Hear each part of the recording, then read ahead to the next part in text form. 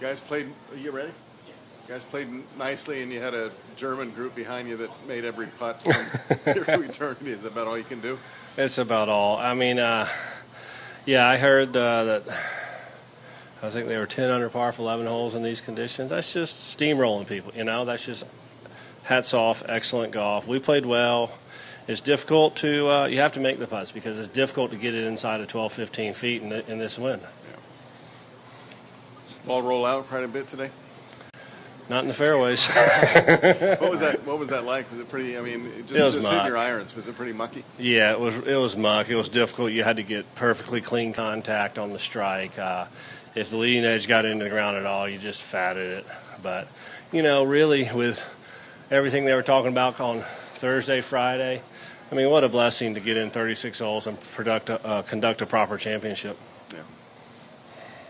Oh, hi. I was just wondering what this event has come to mean to your family over the years.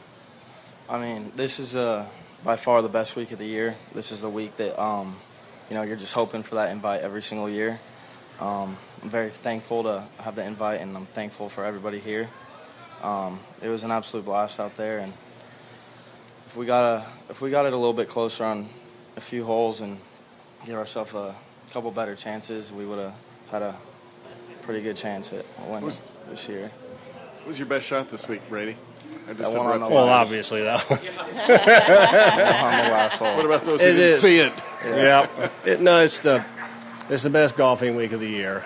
You know, you're on pins and needles come once August kind of rolls around, hoping to see that email from Alistair with the invite, and I think it's certainly with the majority of folks who play at our age, it's the most coveted invite in golf as well. And I think, as you could argue, it's the hardest field to get into. And so to be asked to come back and participate, it's a dream come true. Every year it happens.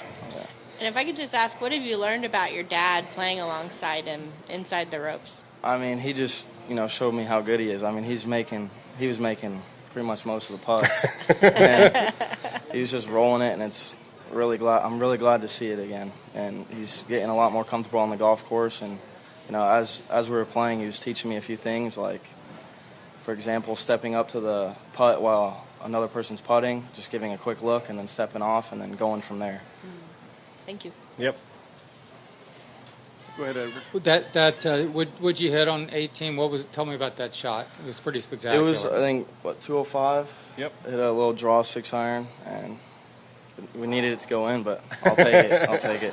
It was not nice. What are you seeing out of his game, and what are you doing? Where are you playing, and what goals do you have in the sport? Just keep going with playing. You know, start playing good and start rolling a little bit better with my putter. And then I'm down in Coastal Carolina playing golf down there. I'm a freshman there. Nice. Looking forward to the spring season and putting up some numbers there. What do you see in his game, David? More than anything, you know, I've swung a golf club a certain way all my life, and there's a reason, and that's all I've taught him. That's all our teacher now teaches him too, and there's a reason for it because it makes it easier.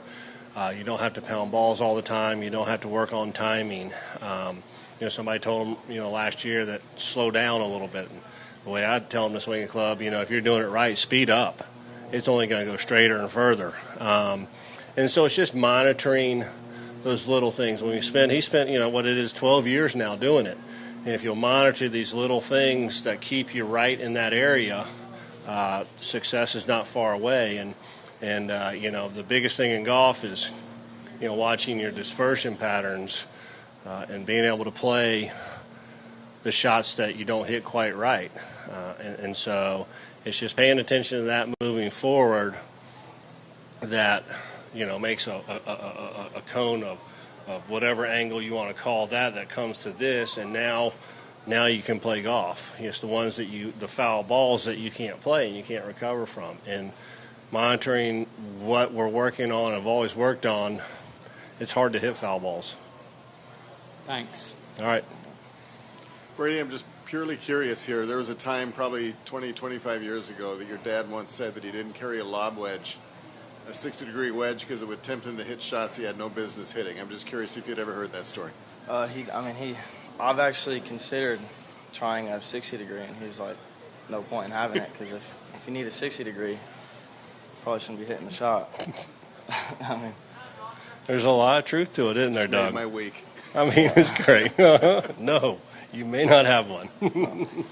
Who's your instructor, Brady, besides your dad? Shane LeBaron, he's down in Colorado. I've worked with him for the past few years. He's helped me out a lot. How do you, as a dad, get that balance in terms of getting someone else to come in and look at his swing versus, you taking charge? Right. Well, everything he tells him is everything I've told him. And it's everything that's been told to Shane, everything that's been told to me, from Jim Hardy to Chris O'Connell to Shane LeBaron. It's all the stuff I've told him. It's about how things are supposed to move and why. I ran into Peter Jacobson on Friday. Was it Friday? Yeah, I think so. For the Pro-Am and said hello. He was my big brother when I started playing, and I was like, "Hey Jay, can you just do me a favor and I'm trying to explain and get him to do something at the top. Is there some way you can say it that he might understand better?" And he came out and spent 5-7 minutes with him, and the way he said it, he understood it better.